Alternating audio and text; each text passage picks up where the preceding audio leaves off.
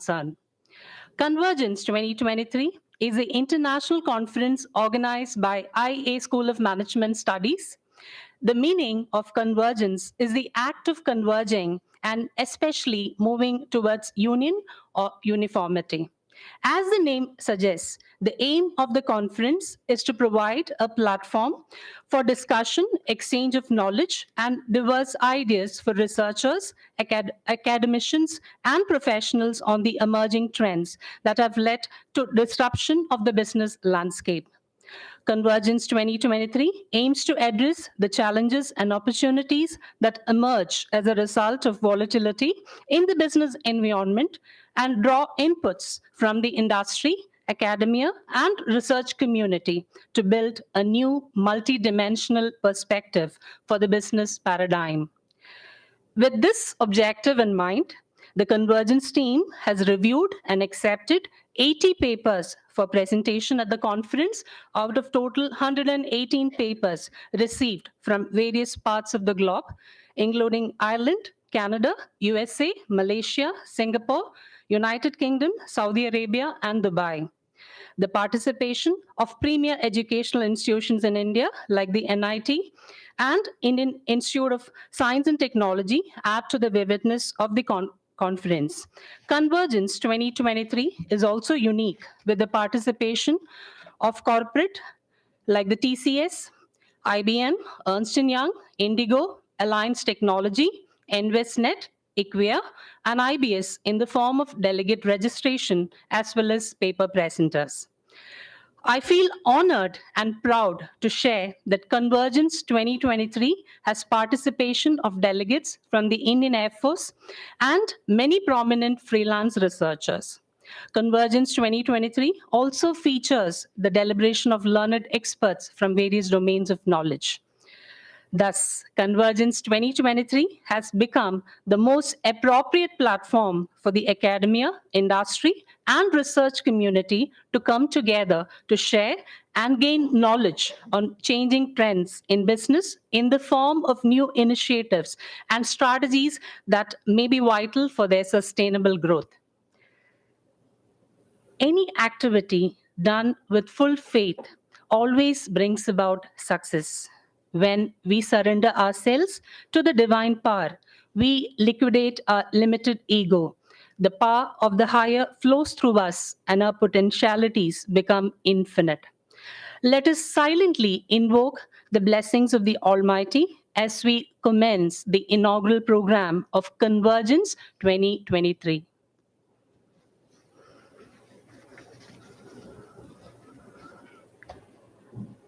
Thank you. The college anthem creates a sense of loyalty and devotion in the minds of students and staff. At Indian Academy, our college anthem reminds us to commit to treading the way to freedom and truth, to do our best and to make a difference in the world. May I request all to kindly rise from your respective seats for the college anthem.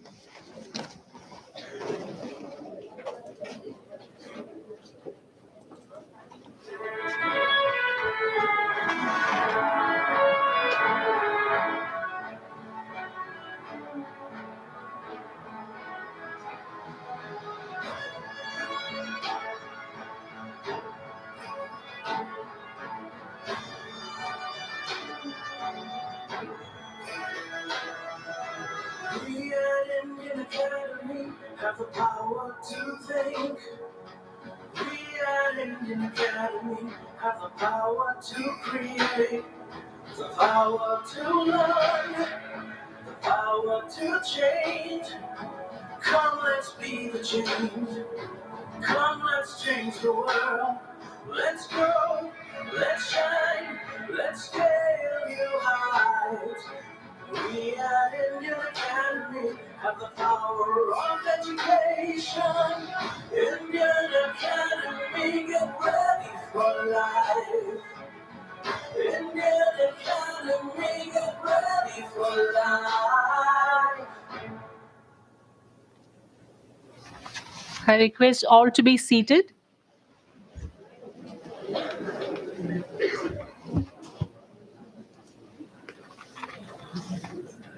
I request Dr. Reena Sham, Director of IA School of Management Studies, to welcome the gathering.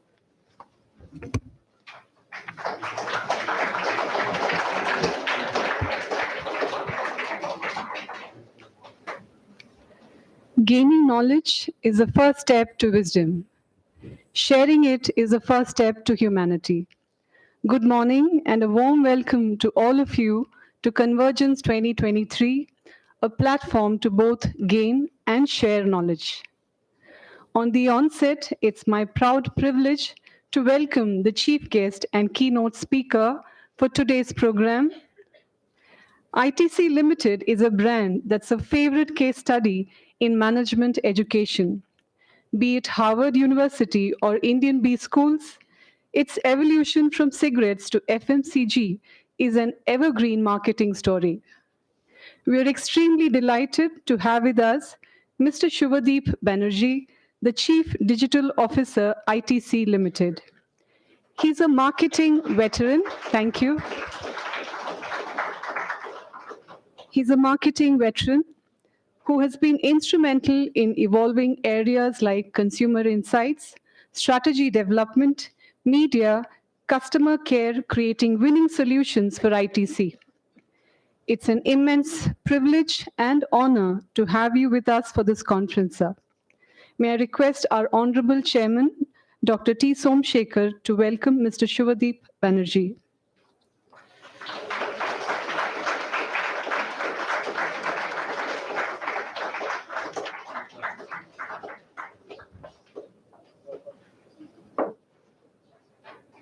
Thank you, sir.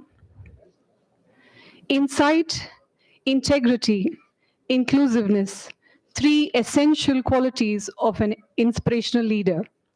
Dr. T. Somsekhar, Chairman, Indian Academy Group of Institutions, continues being an inspiration for all of us to do good today and even better tomorrow.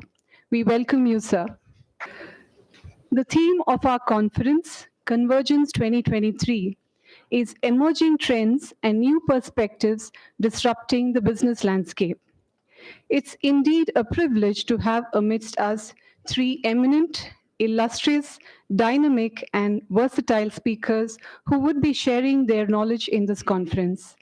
We have with us Dr. Pawan Soni, an innovation evangelist by profession and a teacher by passion. He's a founder of Inflexion Point, offering programs on design thinking, strategic acumen, and consulting skills. He is also the author of the book Design Your Thinking and the only Indian to have received the Best Business Book Award by Financial Times and McKinsey.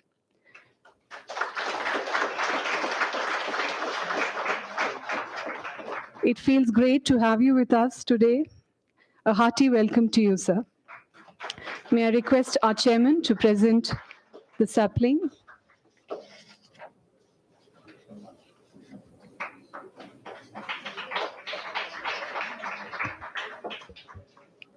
Mr. G.K. Suresh, who is presently the Director, Consulting and Executive Programs, PES University. He had a corporate career spanning 22 years with ITC Limited, spearheading the launches of Fable Chocolates and Sunbeam Coffee. Mr. G.K. Suresh is also a mentor and consultant for various startups like Kotaram, Agro, and other large companies. He is also associated with IASMS as our governing council member, adding value and quality to our progressive initiatives. We welcome Mr. G.K. Suresh. I request our chairman to present the sapling.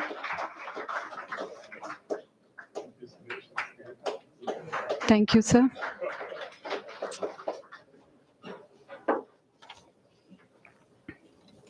As a teacher, I feel extremely proud to be welcoming our next speaker, one of the finest students to be associated with during my academic journey, Mr. Shashank Wagle, a young and dynamic entrepreneur. Yes, he fits the description very well. He's presently the co-founder of InSource India, offering HR and business consulting, helping global companies from USA, UK, and Europe build and expand operations in India. We extend a warm welcome to you, and may I request Chairman Sir to present the sapling.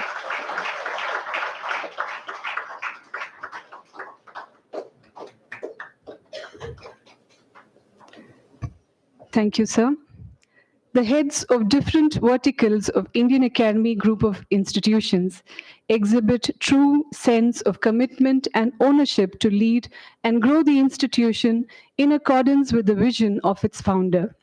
We are extremely happy to have your gracious presence amidst us.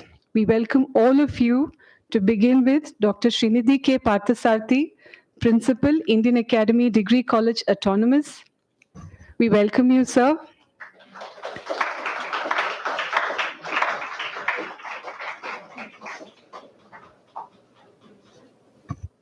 Dr. Hariharan Anantraman, Chief Strategy Officer. A warm welcome to you, sir.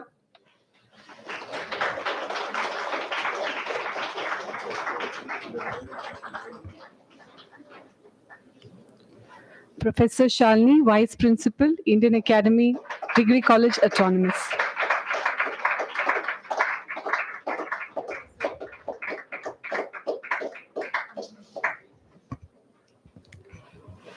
Let me extend a warm welcome to all our dear faculty members. Learning is a treasure that will follow its owner everywhere. Dear students, we extend a warm welcome to each of you and hope you gain valuable insights and learning from our esteemed speakers of today's conference. Once again, a hearty welcome to all of you. Thank you.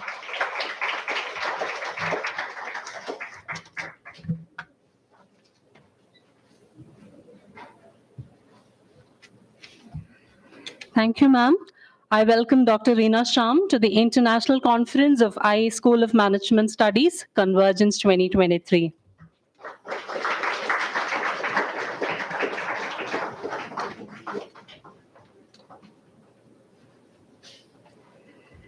Thank you. The chairman of Indian Academy Education, Dr. T. Somashekar, plays a pioneering role in the smooth functioning of 5 educational institutions, including Indian Academy School of Management Studies. After being awarded doctorate in neurobiology from the Department of Zoology, Bengaluru University in 1986, Dr. Somashekar joined the Neurobiology Section, Department of Biological Sciences at University of Southern California, and pursued postdoctoral research. Following this, he worked in University of Illinois at Chicago and at the Ohio State University, Columbus, USA as research scientist and faculty until 1996. Sir, return to Indians. I would now request our chairman to officially inaugurate Convergence 2023, international conference organized by IA School of Management Studies, by releasing the conference souvenir and presenting it to our chief guest, Mr. Shivadeep Banerjee, Chief Digital Officer, ITC Limited.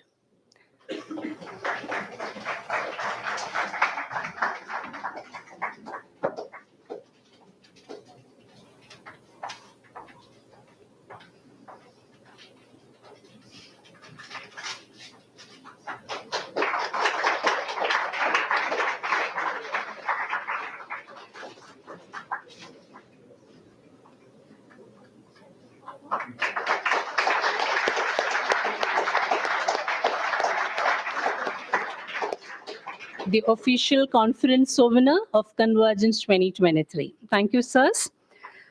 A very good morning to one and all. I'm profoundly delighted to take an opportunity to introduce our chief guest for the day, Mr. Shivadeep Banerjee, Chief Digital Officer, ITC Limited. Mr. Shivadeep has been instrumental in evolving the areas like consumer insights and strategy, media and customer care. He has successfully started the function, data and analytics, online reputation management, evangelized digital media within the organization, created new practices like marketing command center, customer data hub, and e commerce. He has helped in building higher efficiencies in the areas like trademark and IP management, consumer activation, and sales operation. Mr. Shivadeep Banerjee is a passionate professional, a great learner, and one who thrives to hunt innovation. A well known proverb that actions speak louder than words. With a personality like Mr. Shivadeep Banerjee, the proverb seems to do justice. May I now request you to deliver the inaugural address, sir? The way things have moved from there, it has become the heart of the business in various ways. And not only in the space of marketing, but across various functions, whether it's manufacturing, HR, etc. And it has also been now become the core of the way we are doing marketing at ITC. I'm sure all of us here in the room are aware of these kinds of stats where we are spending a lot more time on the little screen which is there in our pockets. And that is also translated into some of these large stat numbers. Where we are looking at connectivity, where we're looking at number of downloads, how Instagram has become now bigger than Facebook, etc. But the way we will do is now, we'll start with 3 quiz questions, and I need spontaneous responses from this room, and I'm sure many of you will definitely know the response to this. What is the most downloaded application in 2022? We just finished 1 year. TikTok is not there anymore. You have not heard the right response, which is MX Takatak has been the largest downloaded, most downloaded application in the year 22. Okay, the next question. What is the most downloaded e-commerce application in 22? Amazon? No. Meesho, that's right. So Meesho had 158 million downloads in 22, the largest in the last calendar year. I'm sure you guys have already started using this. Which is the most intelligent chat application that you've found of late? Chat GPT. How many people, please raise hands, have used Chat GPT? That's it, 2. Guys, you have a treasure trove there. You don't have to work on assignments, etc. You just ask Chat GPT for doing that. If a website uses cookies, what does it mean? We can access the data. What data? Okay, what more? What can you do as a marketeer? Target audience, great. So it tracks your visits, your activity on the site, and hence can target audience, create content, etc. Good. And therein we move from quiz to the 5 C's that we are primarily applying ourselves to build our brands, to build our businesses. And these are a little different from what we were doing 7-8 years back. And these 5 C's are all about content. It's not really advertisement. And we'll talk a little bit about each of these C's. Which is the 5th C which is missing here? Commerce. So while we are talking about building community, using creators at scale, looking at creatives in a different lens, how to build creatives, very different from the TVCs that we used to create, we still create, but TVC is just one of the various assets, content assets that you're creating today to build your brand. The 5th C is obviously a lot of emphasis today is on performance marketing, and it's a field which we know in parts, but there's a lot more to learn in each of these 5 C's today. So if there aren't any, I don't know about books today, but there aren't any real playbooks all available in each of these areas. It's an evolving space as we speak. So the more you apply, the more you practice, the more we learn, more mistakes we create, and more we learn again. So I'll be talking about a little bit about a few of these. So one of them is communities. And we know why communities exist, right? So communities exist primarily because we have like-minded people coming together, or we think about a set of stuff which we have in commonality in terms of interest areas or in terms of purpose. And that's where a community starts to happen, grow, thrive, become a healthy interaction between people, peer-to-peer interaction inside that community. Now, brands can utilize this community and has been now utilizing these kind of communities at scale. Obviously, the names that first come to our mind are brands like Lego, Nike, etc., where communities have been used. And this is an example of Nike, and I'll talk a little bit about this. Nike has built so many communities. There are communities around sportswear. There are communities around different kind of sports, and these are communities where people who like soccer have come and joined Nike football community. And this approach has brand in your face, but you still have a lot of common topics to discuss while the brand subtly is present at the back end of these consumer base. And of course, you can unravel a lot of exclusivity for your community. You build stickiness. Loyalty is a declining trend. There is hardly much of loyalty around. And hence it becomes a rare commodity today, and it's difficult to build really brand stickiness, brand loyalty, and this is one of the great ways of building that. There are also not branding communities, and this is where so these are all consumer need in, rather than a brand in community that you create. So let's say, for example, Unilever has something called Be Beautiful. Now, that's a community where it is about a brand in idea rather than a brand in idea.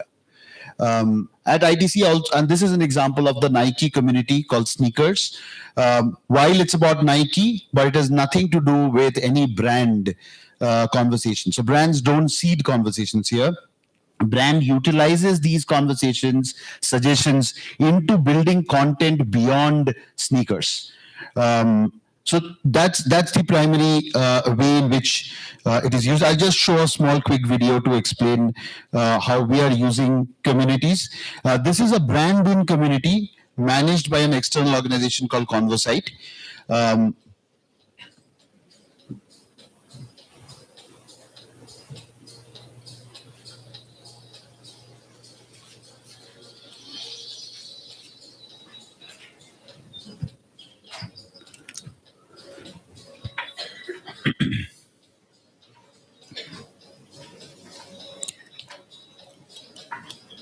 These are multiple communities present.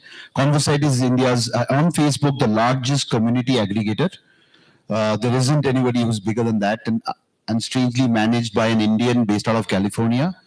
We have been utilizing Convergence at scale to build our brands. This is just ITC MasterChef. It's a small brand in ITC's portfolio today, and it really needed a lot more conversation within. And this is how some of these solutions have been worked on. Today, we have moved away from just building a brand in community into creating a community called Foodpedia.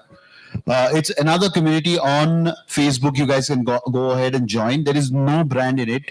It's all about recipes. It's all about nutrition. It's all about hacks. A brand will subtly come in later on. But at this point in time, the way we are building in communities are primarily from the lens of a consumer need approach. I was talking about Convergence. These are a few slides about them. And we've been using communities at scale, whether it's for new launch, whether it is about building a specific proposition. It's in multitude of ways in which it has been happening. Moving on, it's about the second large trend, which is about creators. And as short form videos have exploded, content creators have come in at scale. And if you look at the landscape, primarily dominated by content creators in the space of lifestyle, fashion, beauty. Food is still small, my favorite subject, but the number of content creators or so-called influencers in our parlance is far, far larger as far as the other categories are concerned. Now, why are these creator ads important, and how? And these are not the finished films, etc. They're very roughly done, but it's very naturally delivered, in which the credence, the credit, and the ability to convince a consumer to convert is very, very high. These are some stats around that proving the same point through a research done by Kantar. I will not spend time here, but let me show you. Let me show you a few. This is an Ashirvad. I'm so sorry, there is no sound here. So basically, we've used one main content that got created. Then we asked the same influencer, this is Samira Reddy here, we have asked the same content creator to create a content around this Ashirvad multigrain, and there is a digestive quotient tests. So we are asking the influencer to talk about the fact that go ahead and take this DQ test.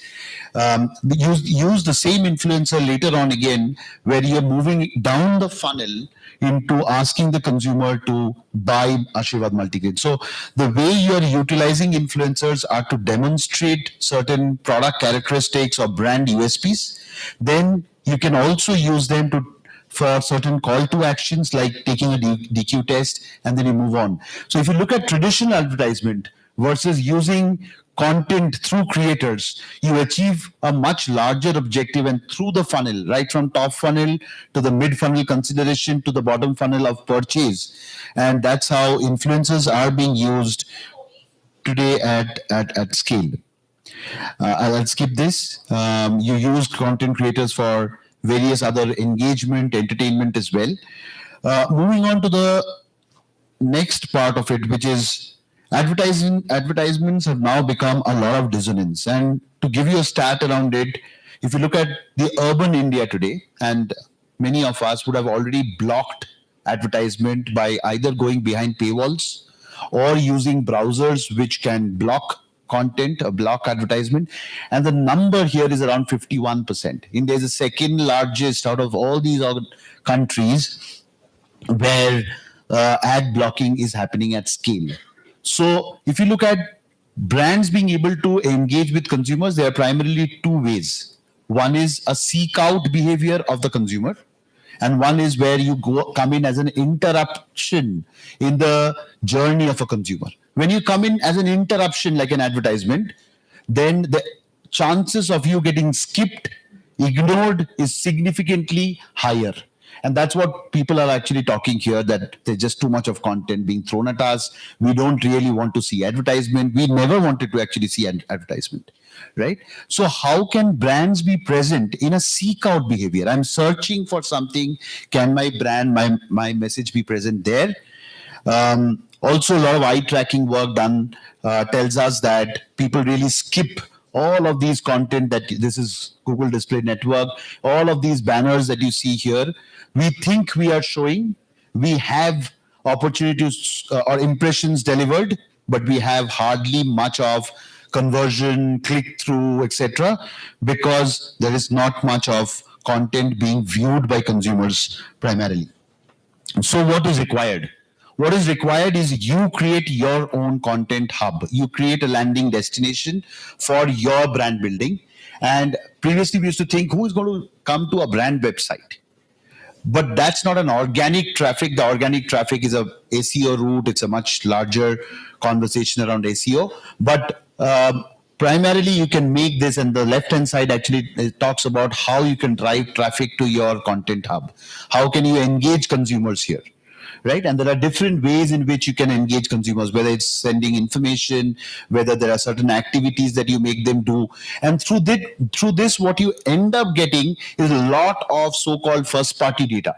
And today, that is really gold for organizations and brands like us, because that helps us in different ways. And these are just few other things that you can use by using recommendation engines on your content hub.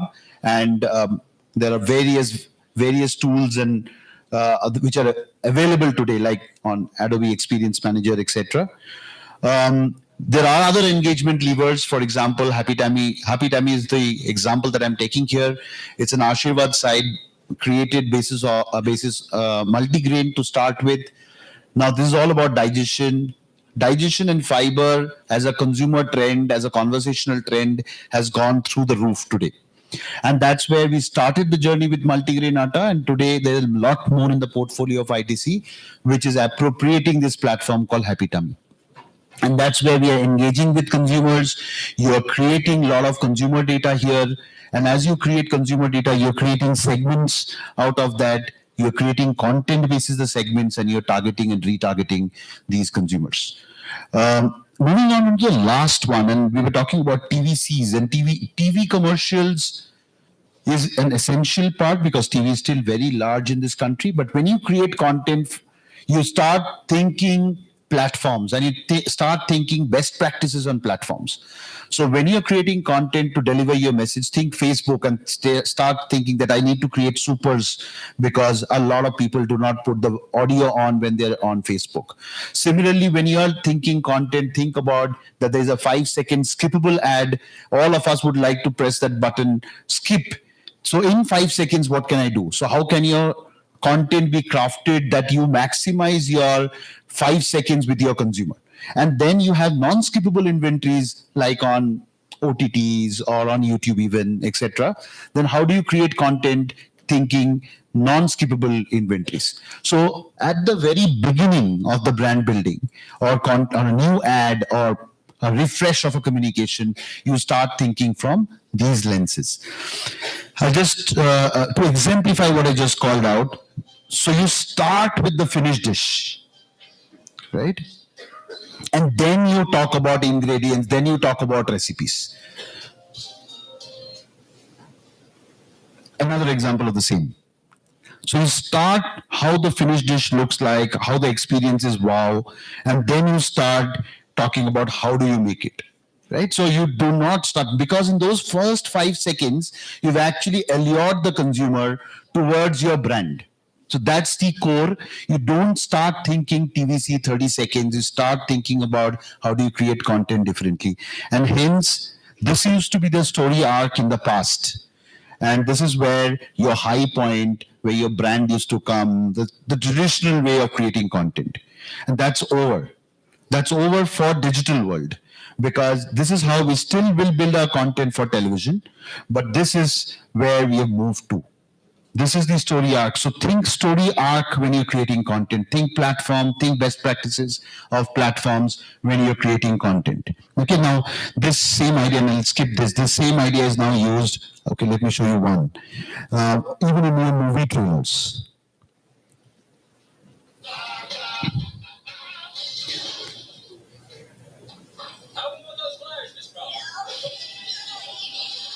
See, each of these, you start with the high point first, and then you move on to telling a little bit about the movie, right? So even in movie trailers, you have moved in this direction. So that's what I was trying to say. Ki, think about where you want to engage with the consumer, how you're going to create the content. Moving on to this is a lot about content creators, need for your content hub, how advertisement has become a larger dissonance. We are all blocking advertisement. We need to be where consumers are seeking information rather than interrupting their behavior, and hence what all we need to do. This is about how you're using digital today in order to generate consumer insight. Now, insights are not about doing surveys anymore. That's not where we start our journeys today. We start our journey by looking at search volumes. We look at social listening. We look at a lot of what people are ordering through Swiggy and Zomato, what is trending there. We look at a lot of crawler data around e-commerce, what kind of products are being sold, what are the new launches that are happening in certain spaces.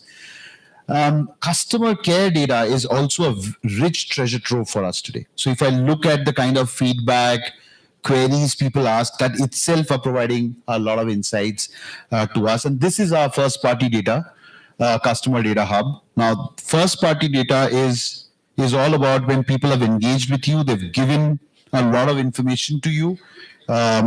whether it is about the behavior that you've observed when people have consumed content, or they've given you information because you've smartly done something. Okay, you know what, you send me a recipe and you're likely to win something. So you start engaging with consumers, that there is a value exchange that you observe, and people are here to give a lot more information about themselves and their behavior, their interest to you, and you utilize that. And when you utilize that, you actually utilize it to either create content or you to retarget. And I'll talk a little bit about first party here. So these are the multiple sources through which you can build consumer data. And today we stand with around 8 crores of consumer data. So the difficult part of the story is that previously cookies were also considered to be first party data.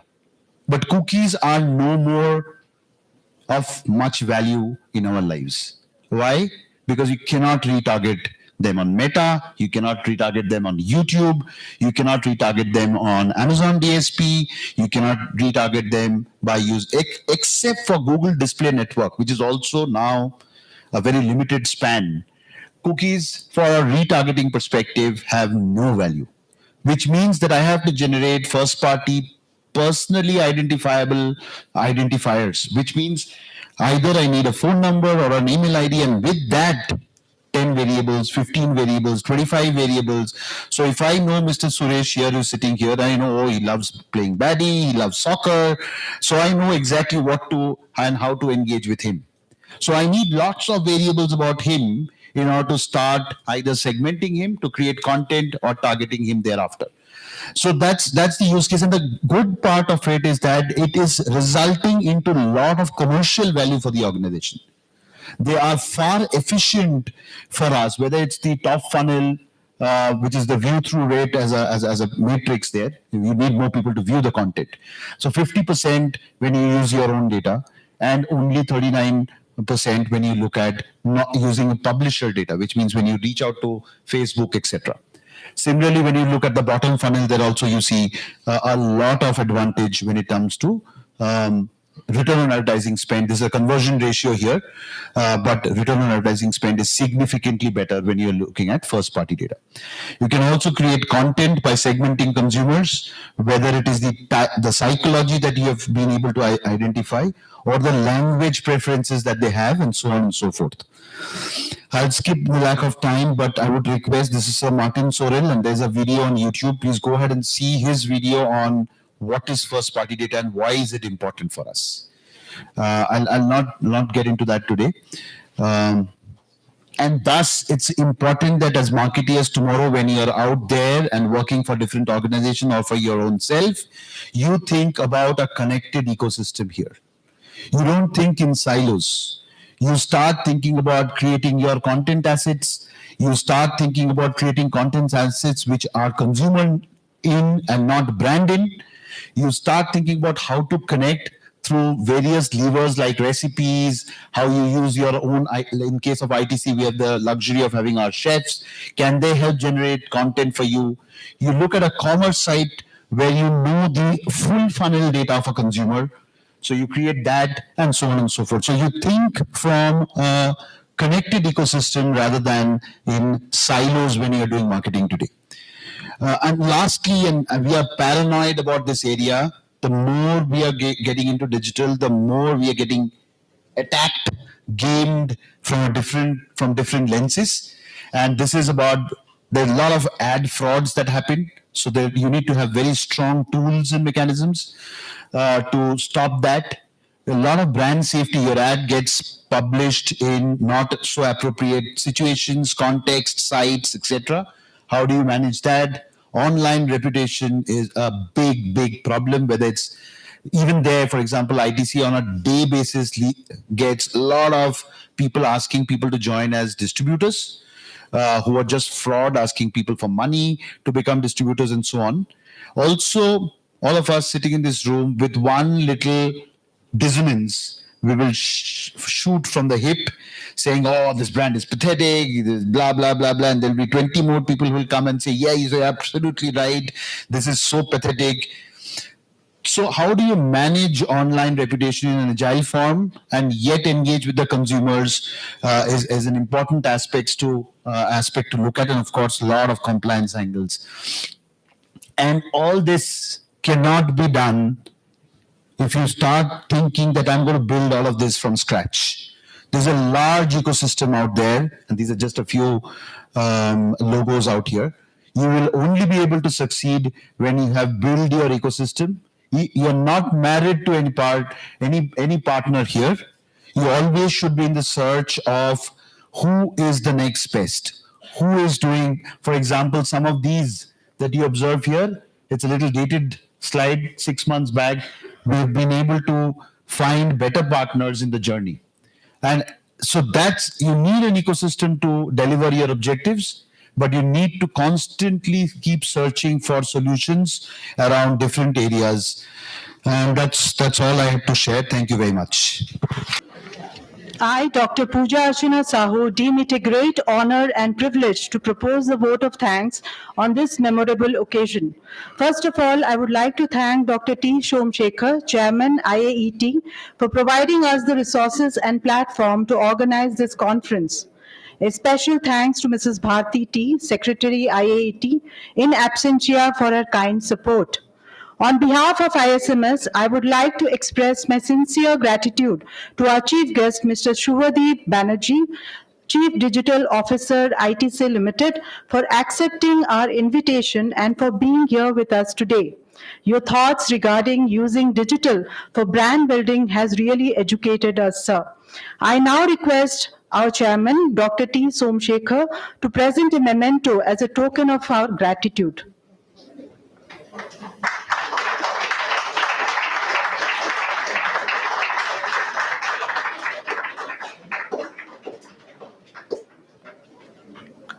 We are grateful to our director, Dr. Reena Shyam, for her kind guidance, words of encouragement, and continued support. I would like to extend my heartfelt gratitude to our esteemed guest, Dr. Pavan Soni, founder, Inflection Point Consulting, Mr. G.K. Suresh, Consulting and Executive Programs, PES University, Mr. Sashank Wagle, co-founder, InSource India, for gracing this occasion and will be presenting their viewpoints about emerging trends and new perspectives disrupting the business landscape in the next session. Our sincere thanks to directors and HOIs of various institutions for gracing this occasion. A noteworthy thanks to the ISMS faculty team, especially Dr. Dhanya, convener of the conference, for their unstinted support. My sincere gratitude to Chief Strategy Officer Mr. Hariharan for his meticulous planning and organizing the resources for the conference. A special note of appreciation to the technical staff headed by Mr. Chandan for providing technical support throughout this conference. Last but not the least, I would thank all the students for being an engaging and receptive audience. I once again thank everyone for making this program successful.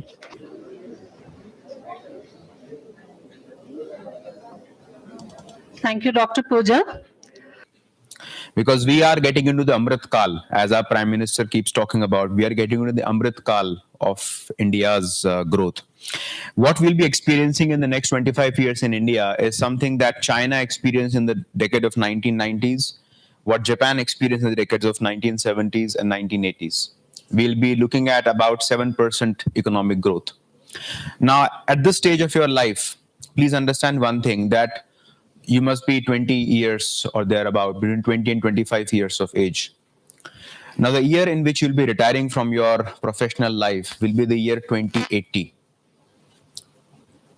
2080, okay? If not 2060. At 2060, can you imagine Bangalore?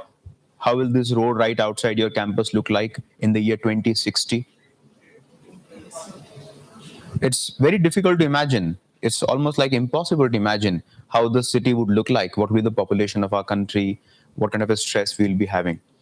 So which means that what you need to really think about is life is non-linear. It's not linear. Whereas human beings fail to think non-linearly, we always think linearly. Just 1.5 years back, it was impossible to stand here and talk because we were shielding ourselves from the COVID virus. And maybe a couple of years from now, it might again hit us. And that's the kind of uncertainty that we are living in. So what I would like you to understand, first of all, is that entrepreneurship is not as risky as it seems. One of the biggest misconceptions that we have about entrepreneurship is people say that entrepreneurship is about risk taking. I don't think it's about risk taking. It's about being disciplined. It's not about taking risk. Think about that for a moment. When I drive on the road, I have my seatbelt on. I'm very much within the speed limit, etc. And I see a bunch of bikers zipping past me. 3 bikers on a bike zipping past me. And if I ask them, "Hey, aren't you taking risk?" They're saying that, "No, we're not taking risk. This is what we are supposed to do." Or, for example, if you look at people who invest into the stock market, I know people who always drive with the seatbelt on within the speed limit, but they take enormous amount of risk in the stock market, which means risk is a matter of perspective. What you think people taking risk, for them, they are not taking risk. They're playing pretty safe. And hence, if you ask an entrepreneur that, "Are you taking risk?" the entrepreneur would say that, "I have covered my risk." To the outside world, it looks like taking risk, but to the person who is going about the entrepreneurial journey, there is no risk. So don't think that to be an entrepreneur, you need to take risk. You don't need to take risk. You need to understand how to manage your risk. That's extremely important. So let me speak about, in the next 2 minutes, about my own entrepreneurial journey. I graduated in the year 2003, 20 years back. And right after my graduation, I went about doing my MBA program at NITI Mumbai. And I was a fresher. And I always had this perspective that fresher would always get discounted in the job market because they always look at relevant work experience. But when they look at relevant work experience, what they're also not looking at is any surprises. They know that this person knows the trait, give him a job, and he or she would do it without wasting much time. But there is no upside. They're not getting surprised.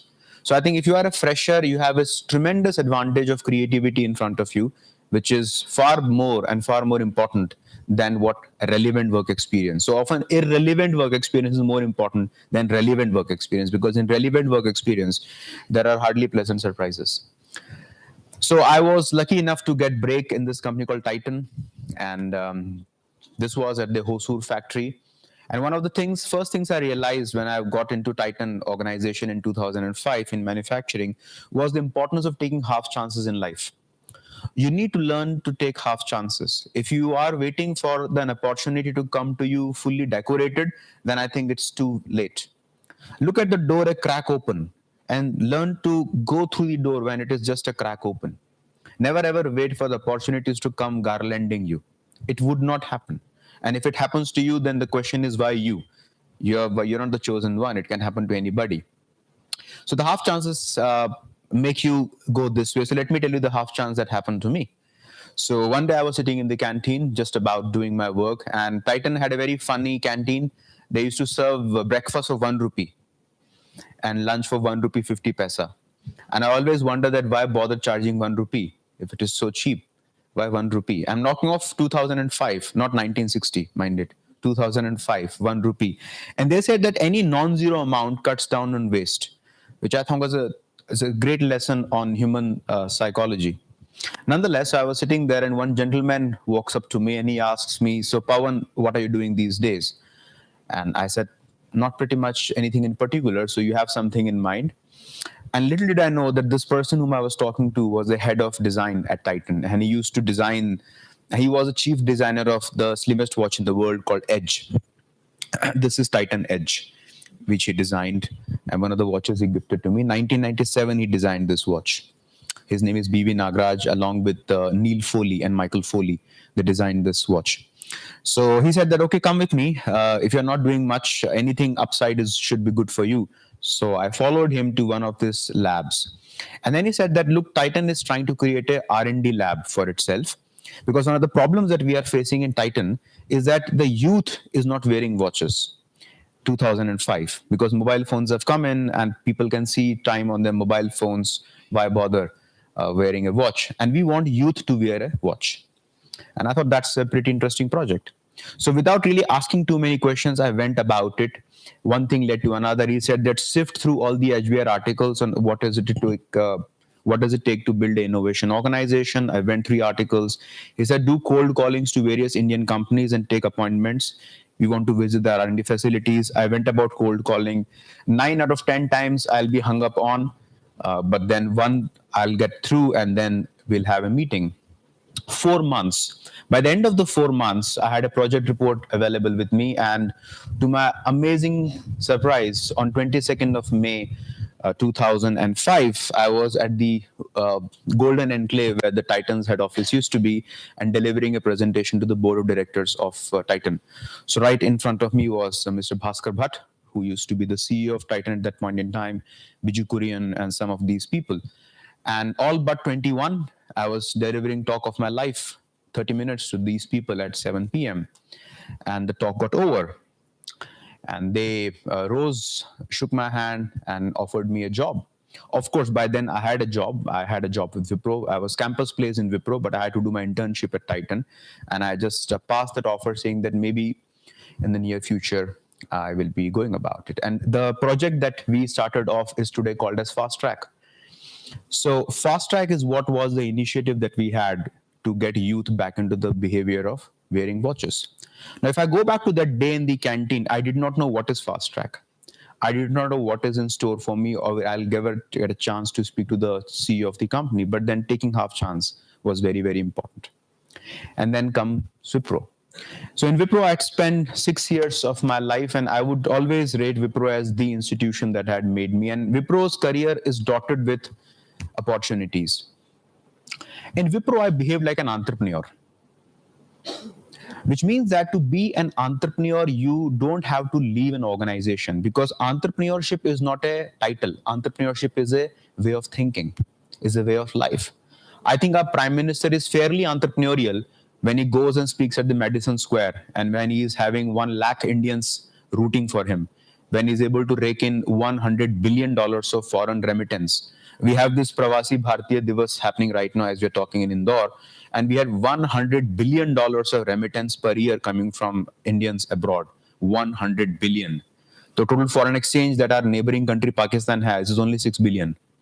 The amount of foreign exchange India has is 600 billion. So we don't have to beat Pakistan militarily, we can beat them pretty much economically. And all the neighboring countries of India are suffering economically, as you know, Sri Lanka, Nepal, Bangladesh, Pakistan. And this Akhand Bharat, as we keep talking about, may not be too far into the future either. So we may have an absolute reversal of the trends. So nonetheless, coming back to this whole notion of entrepreneurship. So don't think of entrepreneurship as where you have to have a business of your own. No. Entrepreneurship is all about thinking that the business which you are having, you own it. That is important. That is the entrepreneurial mindset.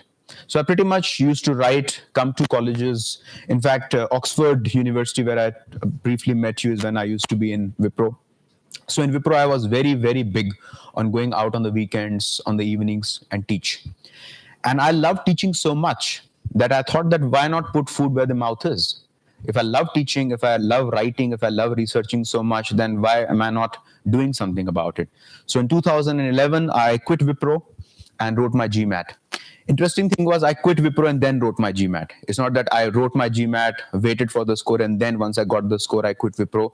So I was pretty much on a no man's land, wrote my GMAT, got a good score, and I applied to 24 B schools across the world to apply for a PhD program. And I knew that I had to do a PhD program to give legitimacy to what I'm trying to do.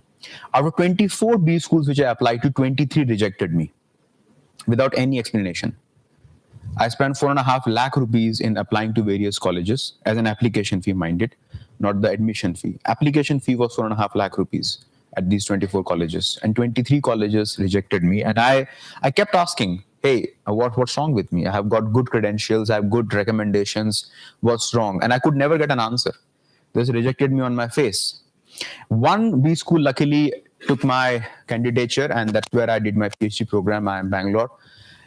5 years which I was there in IIM Bangalore, I was cruising pretty well, again taking half chances. Taking half chances has always been the penchant of my life.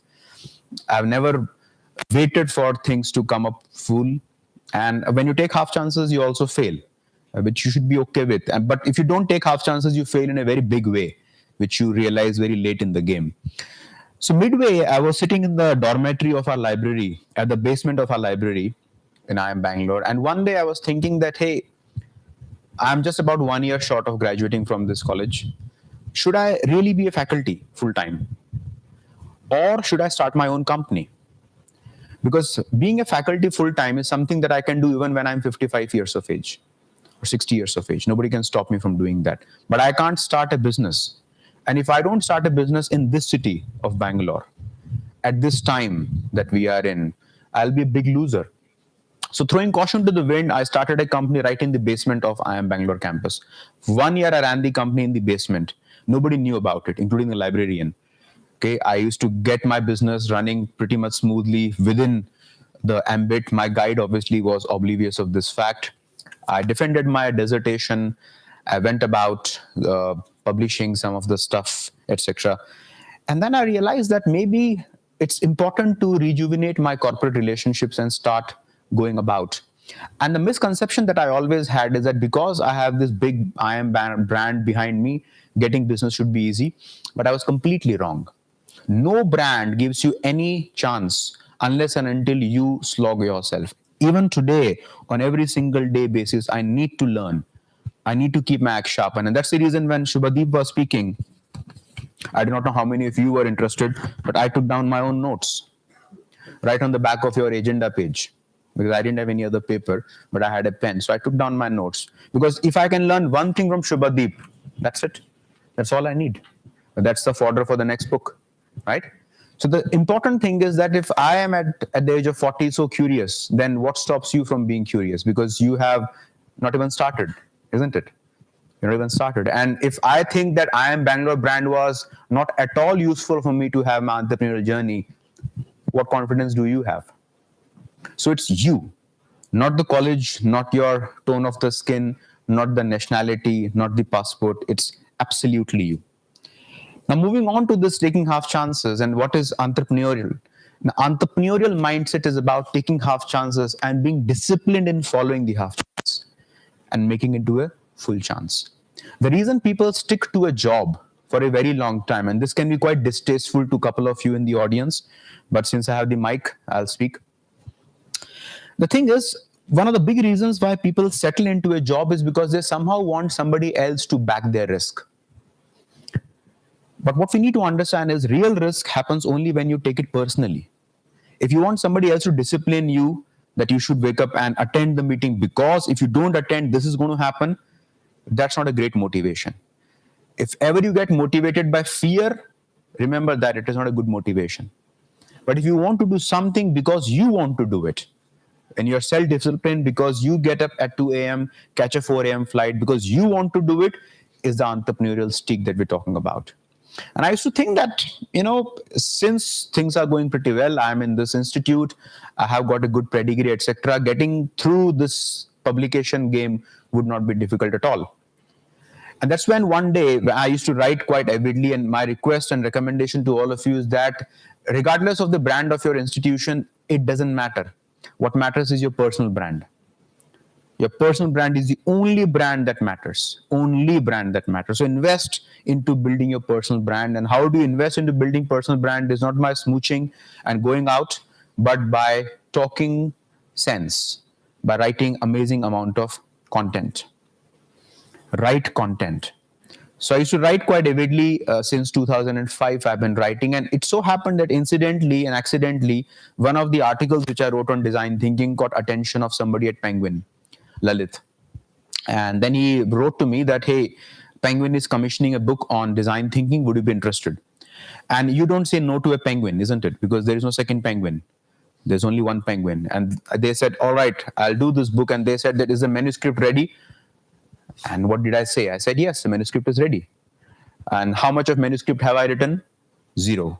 I hadn't written a single piece of the manuscript. And I said to him that manuscript is ready. He said, okay, just edit it and send us to us in 4 months.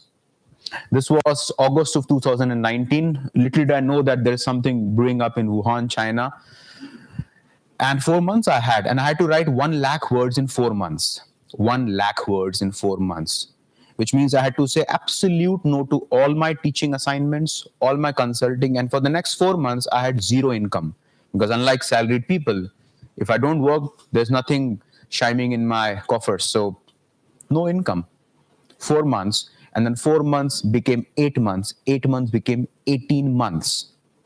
18 months I was writing this book. 8 months I spent to write the book. 10 months, me and my editor, Vineet Gill is his name. He's a master of arts from Oxford University. And he butchered my sentence by sentence, word by word. And I thought I was a good writer, but this Vineet Gill showed me how bad a writer I was. And then once again, I used to think that, hey, I got Penguin. So getting accolades, you're talking about accolades, getting accolades should not be a problem at all. But it wasn't the case. So what I want to offer to you is that every time you think you've arrived in life, you realize with a tight slap that you have not arrived in life. Every time you think you have got a great backing of a country or an economy or a college or a marks or a certificate or a degree, you will get a tight slap from the mother nature saying that you haven't. So 3 tips I'll leave you with, and that's all I have for all of you. The first major tip which I would want you to start thinking about is take half chances in life. Take half chances. So the second thing is get out of your comfort zone. And we have to go nowhere else. We have to go nowhere else than the recently concluded FIFA World Cup on what it means to get out of the comfort zone. As Argentina was cruising into the World Cup, they were pretty complacent, pretty comfortable, and they got a tight slap from Saudi Arabia. Who would have thought Saudi Arabian team would beat Argentine team black and blue? And Messi his face was to be seen at the end of that particular match. He was sinking, but they gathered themselves and gave us a nail-biting finish in the World Cup final. It's a great testimony of how the Davids can take on the Goliath, but if the Goliath wants to act a David, the Goliath can act a David. And that's the third thing for all of you. The first thing is take half chances. Second thing is get out of your comfort zone. And third thing is keep your axe sharp. The axe should always be sharp. The only day when you can possibly put your axe to a break and not focus, and guys, take it easy, just be in disciplined mode. That's okay. Don't be intelligent, just be disciplined. I'll live with that. Okay. So the last thing which we have is the fact that you need to be able to keep your axe sharp. Sharpen your axe. When companies like Meta, companies like Amazon, companies like Google, Microsoft, they lay off people by 10,000 numbers. They don't lay off people who are less in IQ. Certainly not. They don't lay off people who are, irregular in performance or who are loose on ethics. They lay off people who have got an annual salary of $200,000 and they're nowhere else to go. If they don't get another job in 60 days, they're out of US. They, their family, their children, everybody's out of US. That's the world we are living in. The chat GPT is eating your lunch and you. So you are not even aware, possibly, because it's not in your syllabus. You're not even aware of the kind of disruptions that the world is waiting for all of you to experience. So assuming that you have a job at the end of this course is a grossly overestimation. So my recommendation to all of you is that for as long as you are in this college, develop a very, very good network. Your network is your net worth. If you can secure a job for yourself, if you can secure some funding for yourself, some customers for yourself while you are in the campus, nothing like it. Assuming that somebody sitting in the placement office is going to get you a job, maybe quite a bit of hardship that you're expecting from people. So just keep your axe sharp, take half chances, and never ever become complacent. Get that sense of uneasiness going all through your life is what I'll leave you as a thought with. This is my book, by the way, called Design Your Thinking, which is what I was referring to in essence when I was speaking to all of you. This book is not about product design. While you can use it in product design, certainly yes, but this book is about designing your thinking. And I firmly believe that the quality of your life depends upon the quality of your thinking. If you can't think clearly, you can't live clearly. You can't live with a clear conscience. So that's about it from my side. Good morning, everyone. So this is going to be a tough act to follow, right? So I'm going to be speaking right after Pawan, who's kind of spoke so eloquently and so beautifully about designing your thinking. And now I'm going to speak about a really boring subject called Corporate Strategy 2.0. Now, it's got a very weird name. It's called Corporate Strategy 2.0. It sounds like a software. And like software, it has bugs, right? And hopefully some of the bugs we can fix going forward, and some of the bugs we'll need to figure out as we move on. So I had a great day last week. My kids respected me. My wife smiled at me. My boss promoted me. Everybody thought I was smart and attractive. Then I ran out of money and had to stop the simulation. Right? And I think maybe this is the future, and this future is already beginning, where it's quite possible for me to lead an alternate life, a doppelganger life, if I might say so. So there's a real world, which is really tough, and there is this whole virtual world where I can be what I want to be, and I can actually be my own superhero in that virtual world. And there is this famous baseball catcher called Yogi Berra, who kind of made this statement saying, the future is not what it used to be. I actually made this statement sometime in 50s or 60s, and it's still valid today. Right? And every time we look at the future, we realize that it is very different from the future I predicted some time back. And consequently, I think many things will change, but I think many may not as well. Right? And I still remember when I first joined ITC as a very young brand manager. So the creative agency was making a presentation, right? And they spoke about how the Indian youth have changed over a period of time.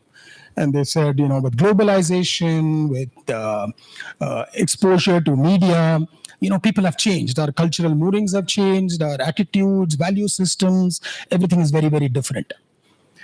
Interestingly enough, there was an article which had come out a few days before that meeting, which had analyzed the matrimonial column in the Hindu, or in the Times of India, from 1970 to 1995. Right, this meeting was happening sometime in late 90s. And in the 25 years of analysis revealed that nothing had changed. Guys still wanted fair, medium height women who are homely, who can cook, and who can sing. And the women wanted grooms who are postgraduates, ideal in MBA or working in the government, preferably an IAS officer, right? Or settled in the US. Right? Sorry? Wallet. And earning good money. Right? And not only that, the matrimonial column had become even more segmented. So there were more castes and more subcastes which had actually come into the matrimonial column in 1995 compared to what it used to be in the 70s. Essentially saying maybe things hadn't changed. Okay, maybe it's changed to a very small segment of the society, but to a large part of India, things had not really moved from the 70s to the 90s. So I think one of the things that I see happening in corporate strategy is also quite similar. I think a lot of stuff will change, but a lot of things may not even change. I think one thing that will change is probably corporate planning. And this is the way corporate planning used to happen, even as recently as about 5 years back when I was there. We used to spend months making presentations, right? So one of the reasons Shubhadeep had to rush back to office today is because he's busy making a presentation. Okay, and the work starts, so they have to finish the planned presentation typically by March. India works on an April to March kind of a financial period. The work starts sometime in November, right? And everybody's busy making a plan for the future, right? And then you make a plan, then you show it to committees, expert committees, who kind of give you feedback and then ask you for rework. So you go back. And there is excessive quantification of what I call unknown future outcomes, right? Nobody really knows the future, but everybody is trying to quantify it. So we used to spend lots and lots of time debating how much is the industry, confectionery industry, likely to grow over the next 10 years? How much is the biscuit industry likely to grow over the next 10 years? How will it grow differently in Karnataka versus TN versus UP versus Delhi, right? And excessive quantification of costs, right? So how much will paper cost, how much will atta cost, wheat cost, sugar cost, and so on and so forth. I still remember this particular year when we had done a hugely detailed plan on Ashirvad data. I just thought I'll continue with that because Shubhadeep spoke about Ashirvad multigrains and said that this is likely to be the cost of wheat and made the entire 5-year plan based on a certain cost of wheat. And we finished the plan on 31st of March.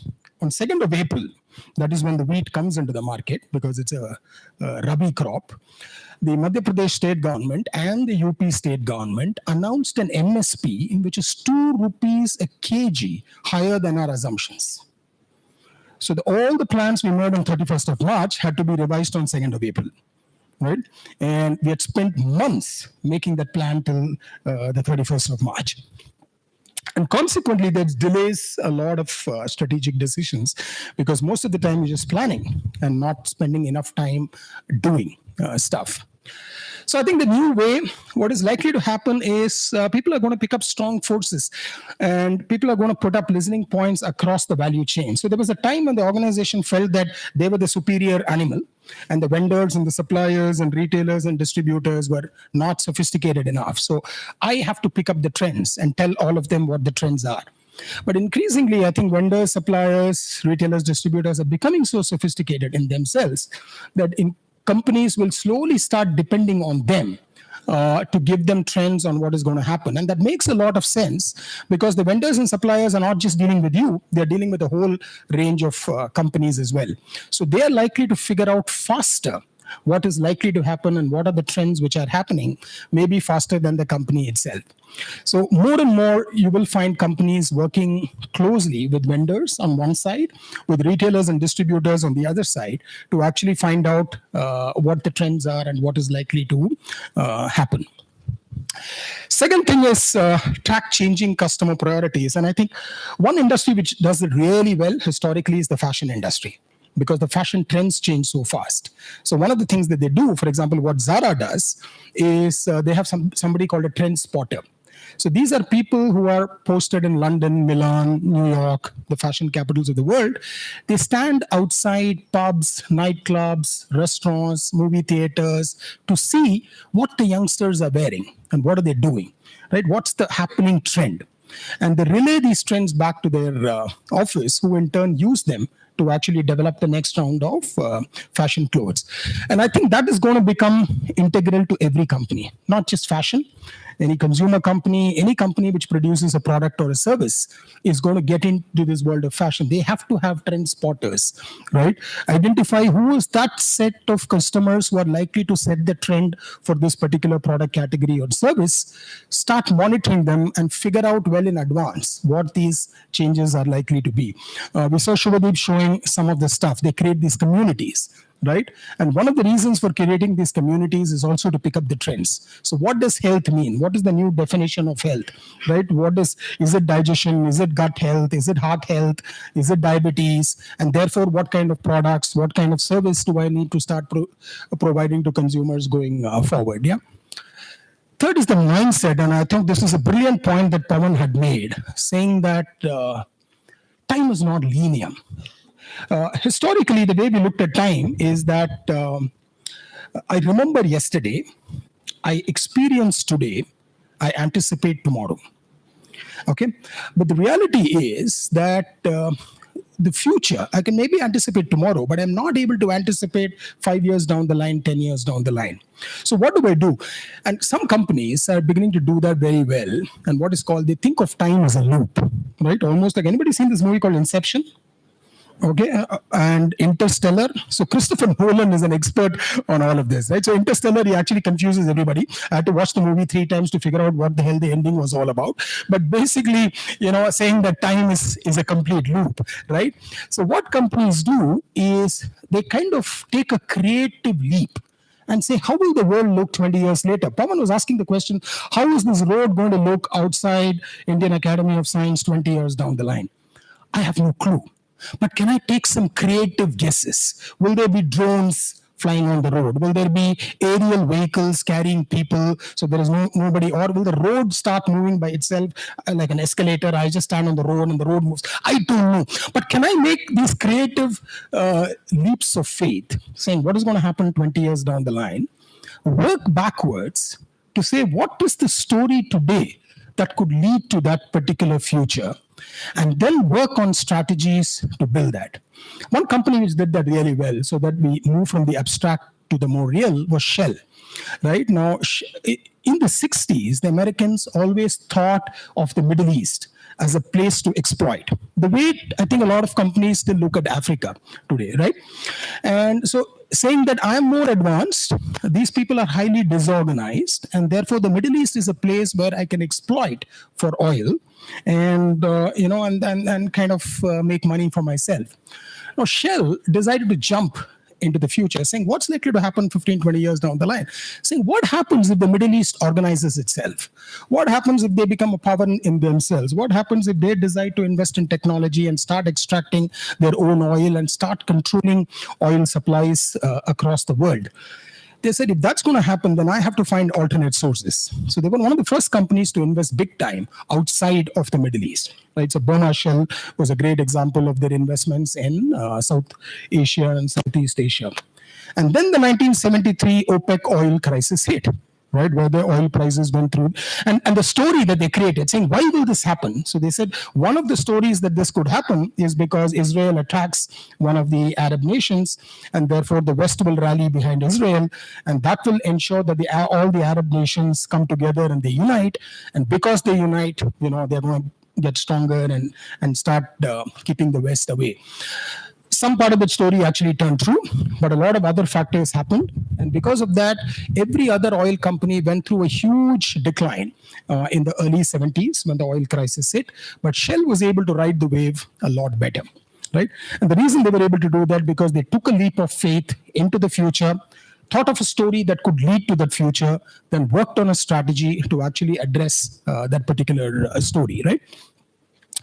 And one of the techniques that companies use, and it's a fantastic technique, not enough companies use it, but I think this is a tool that's going to become very popular going forward, called discovery-driven planning, which is basically to say what most companies do is that they predict the future and then they're focused on the numbers, saying, hey, I'm going to grow 20% next year. And every month I'm kind of checking, am I growing 20%? I'm not growing 20%. And people are then getting evaluated on, are you meeting those targets or not? Discovery-driven planning essentially says that, hey, you know what? If I'm going to grow 20% next year, it's based on a whole set of assumptions. It's based on some assumptions on what competitors will do. It's based on assumptions on what I will do in time. It's based on assumptions on what the environment is going to be, right? Now, any of them may change. Okay, but as long as I acknowledge that my business is being based on multiple assumptions, then all that I'm doing in every review is to test those assumptions. So the reviews is not about testing the numbers. Are you meeting the numbers or not? Saying that, hey, you made this particular assumption. Is this assumption true? So if one of your assumptions is it's people of the age group 25 to 35 who will actually buy my product, right? And that was a huge assumption in your business plan. Check that assumption, right? You may not have been able to check it earlier when you made the plan, not a problem. Have a milestone, check that assumption, and that's the only thing you're reviewing. Did that assumption come true or not true? If it's not true, let's change, okay? If it is true, fantastic. Let's go on to the next assumption, right? So the new way, I think we're going to see a lot of growth in mergers and acquisitions. And one of the reasons is that I don't think companies can continuously innovate. Right? Let me give you an example. Microsoft lost the battle of the internet to Google. Google lost the battle of the video platform to YouTube. YouTube lost the social media aspect to Facebook. Facebook lost the video sharing part to Instagram. Instagram lost instant sharing to WhatsApp. Right? So what do companies do? Is it because Facebook could not innovate enough to come up with a WhatsApp? No. When I innovate and I come up with a new product, then all my efforts then go in scaling up that particular product, right, then I just don't have time to innovate the new thing and the new thing. But there are these smart entrepreneurs and smart people who are constantly looking at this. So one of the ways companies will manage this, and which is why Google bought over YouTube, Facebook buys over Instagram, Facebook buys over WhatsApp. How much did Facebook pay to buy WhatsApp? $20 billion. And does WhatsApp have a revenue model? Was WhatsApp making money? Can you make money from WhatsApp? So why do you think Facebook pays $20 billion to buy WhatsApp? WhatsApp is free. There are no ads in WhatsApp. Data. And what do I do with the data? So now I can go to advertisers and say, you know what? So far, I only knew what they were doing on Facebook, and I could tell you who to target. Now I also know what they're doing on WhatsApp, right? And I don't know if you've noticed, if you have a discussion with your friend saying, hey, what bike should I buy? Next time you visit Facebook or Instagram, you'll see a bike ad, right? And therefore, now they're going back to advertisers and saying, you know what? I can now target people even better. Right? And so they pay $20 billion so that you can advertise more on Facebook. Okay. So that's the kind of thing that is likely to happen. So more and more mergers and acquisitions is what you're likely to see going forward, because I can't innovate at that pace. Others will always innovate faster. The other ways company look at this is that they started investing in these startups. So every big organization like Procter & Gamble, Unilever, ITC, etc., are creating a separate venture capital fund, which kind of invests in potential startups that may be of interest to them. Ratan Tata does it, by the way. He's one of the early investors in Bluestone. He was one of the early investors in Carrot Lane. Now, if you look at most of Ratan Tata's investments as an individual, are in businesses that Tatas are in. Okay, so if you're in Bluestone, that's because they were in Tanishq. And those investments finally paid off because Tanishq now bought over Carrot Lane. Okay, so it's very clever. So he's doing it as an individual level, but I think corporates are institutionalizing it and saying, hey, I can't compete with these guys. So either I buy them over or I kind of invest in these companies. And if somebody starts becoming big, then, I can kind of take them over or make them a part of my organization, right? Second is cross-badging. Anybody's heard this term? Anybody knows the relationship between Toyota and Maruti Suzuki? Yeah. What's that? Toyota makes the car and Correct. So what does Toyota, what does Baleno become in? It becomes the Glanza. And what does Maruti get in return? No, they can do the equivalent of a Corolla, right? Or they came out with an electric vehicle right now. I think it just got launched yesterday in Noida, right? And that came with the Toyota technology. Now, these are traditionally two competitors who fight tooth and nail in the market. But instead, what they have done is that they've actually exchanged models. They say, you know what, my factory is running at 25% capacity, which is Toyota, saying I need to do something and I don't have the capability to make a 5 lakh car and a 7 lakh car for the Indian market. So I will take the technology from you and use my own brand.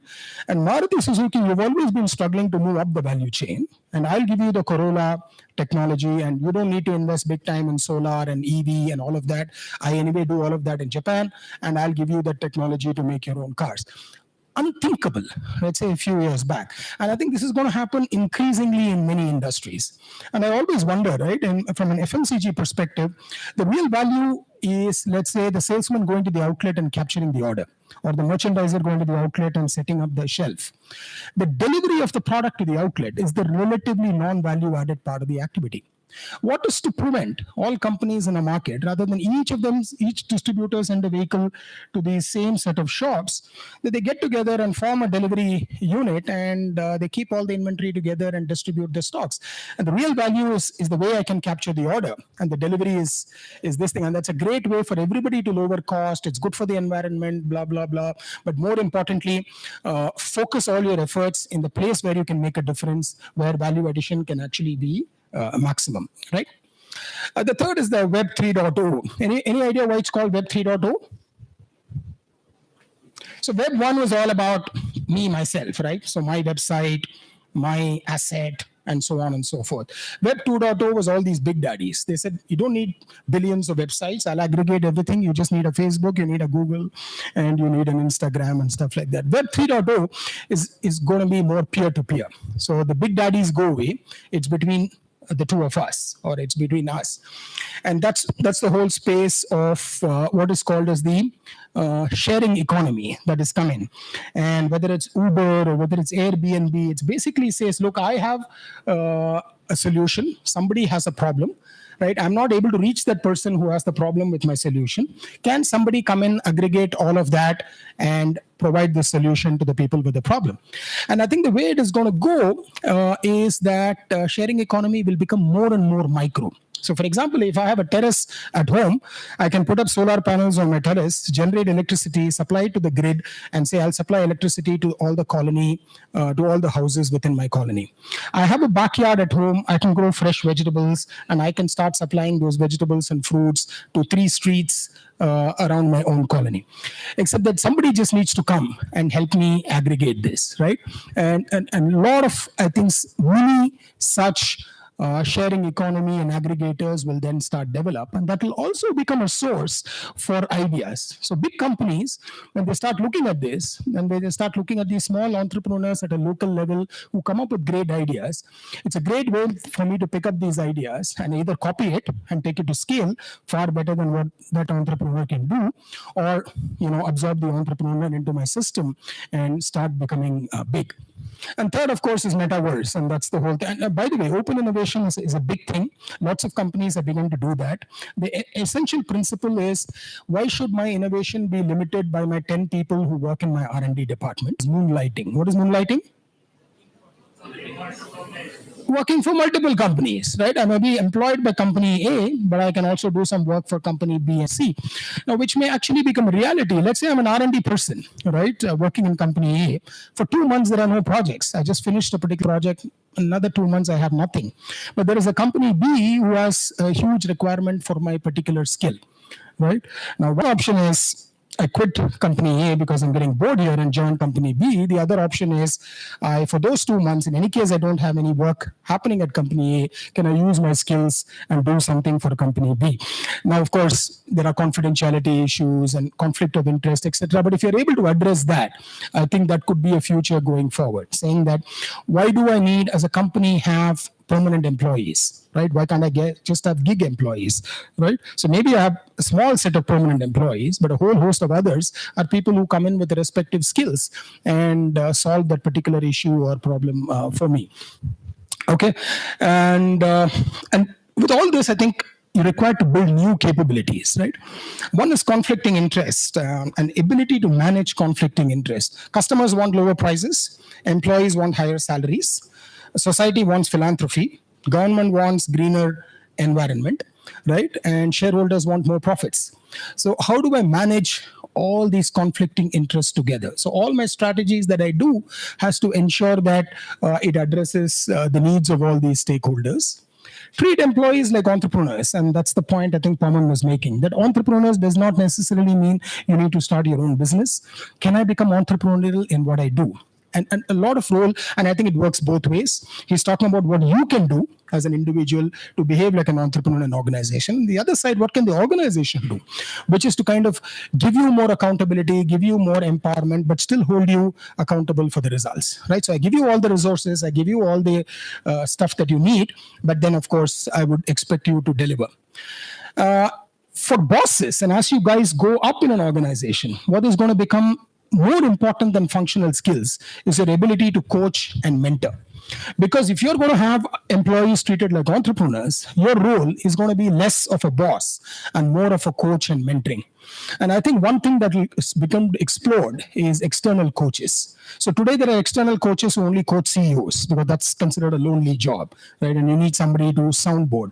But tomorrow, I think you will have coaches even for freshers. You could have coaches for, middle managers. You can have coaches for functional experts, right? Because then it's allowing the person to develop fully in his or her role.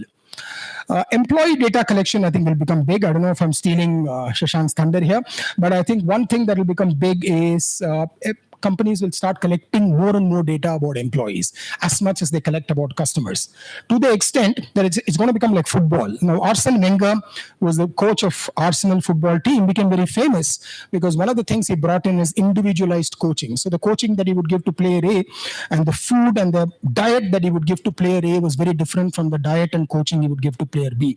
I think that's going to happen to employees. The company will collect so much data about you. They can give you advice on your diet. They can give you advice on your life, on your marital problems, on your social problems, on everything, right? And there's going to be a lot of data collection on that. Increasingly, people work for purpose and passion and not just money. So it's going to be important for companies to talk about a larger purpose to attract talent. Money alone. So people are willing to take a slightly lower salary if they think they're going to work in a company that has a much larger purpose that's working.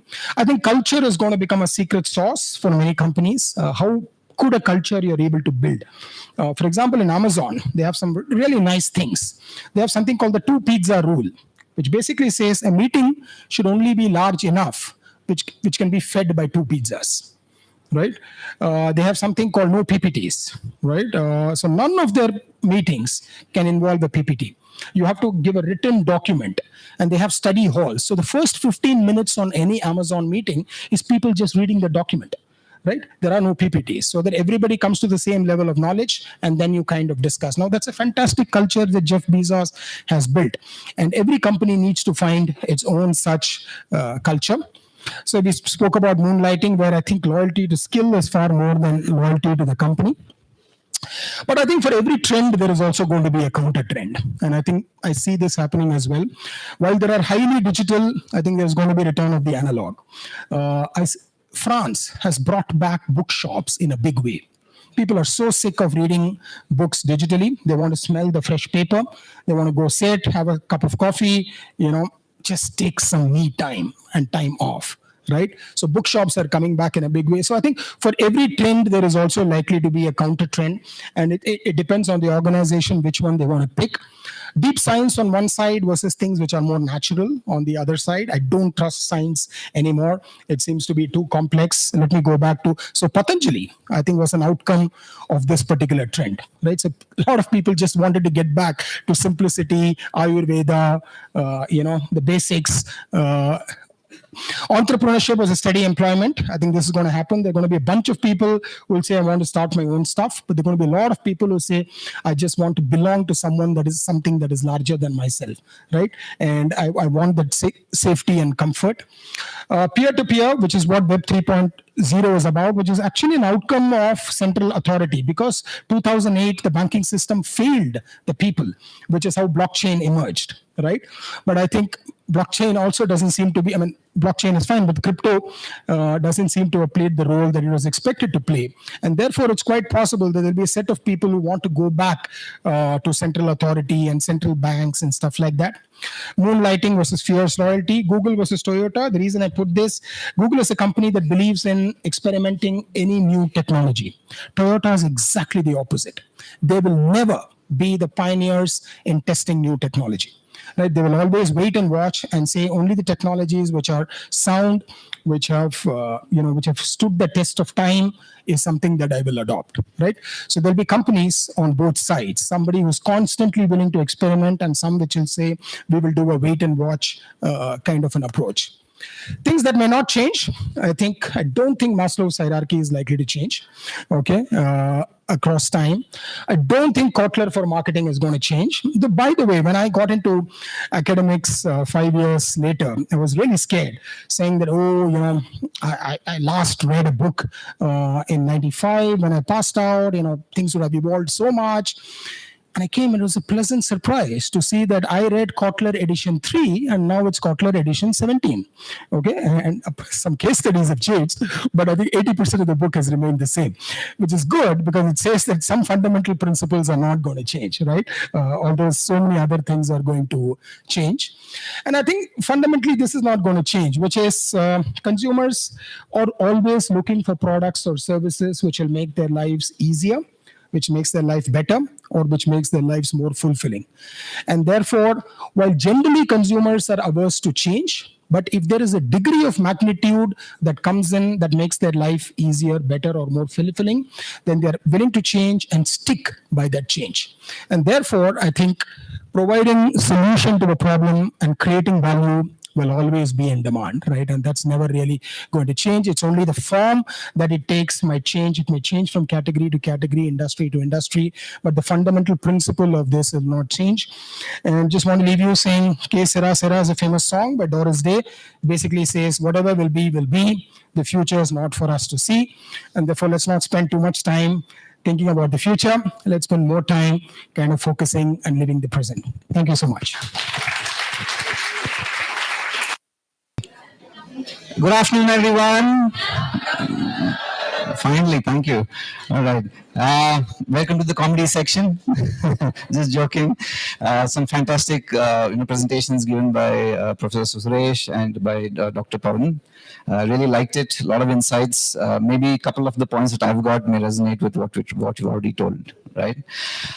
So my topic today is more about the emerging trends in recruitment in HR. I'm going to keep looking at the slides because I'm just going to be doing impromptu stuff, right? Cool. So all of us have been through past 3 years in a very rough patch, right? Because of one major thing, and that's Corona. Right. So what happened recently is that, I was doing a couple of interviews and we found a lot of candidates who have had almost 1.5 to 2 years of gap. They couldn't find opportunities. And on a lighter note, what were you doing in 2001? I was just washing hands. Then came 2020 and 2021, and then now 2022, and this has happened, right? We had Omicron come in and spoil all of HR's plans. So, companies started calling people to office. Things changed completely. But what's happening now is the entire environment of HR is completely changing, right? So what is HR doing nowadays? Yeah, they're worried. They're worried like hell. They've got a lot of things on their plate. 2022 is gone, 2023 is come. How is it going to be for HR? What's going to happen this year, right? So let's look at a couple of the new emerging trends which are happening. Pandemic has changed the entire concept about work, right? Everything is now in a zone called as hybrid or completely remote. Organizations are changing the way they work.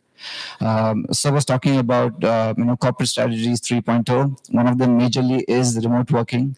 One is about being whether digital or analog. It's a combination of both.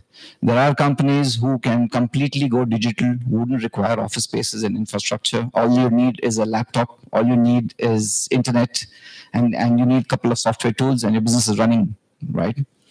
But there are a couple of organizations and companies or businesses which really require you to be front-facing. For example, movie halls, restaurants.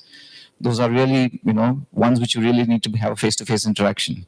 So a couple of these are becoming changing. The tech industry especially is changing. It's evolving. Borders are getting dissolved, right? So there are companies who we work with where they have maybe one employee in India and may have 4 or 5 employees in 4 different continents. So this concept about having a demography is changing. It's getting global everywhere. So HR itself is becoming that way. HR teams are managing everything remotely. So timing is changing, and a lot of different culture mixes happening, and a lot of different diversity of people are coming to organizations. We have a very diverse culture here, right? We have people from various parts of the world who've joined here. So HR is completely changing that way.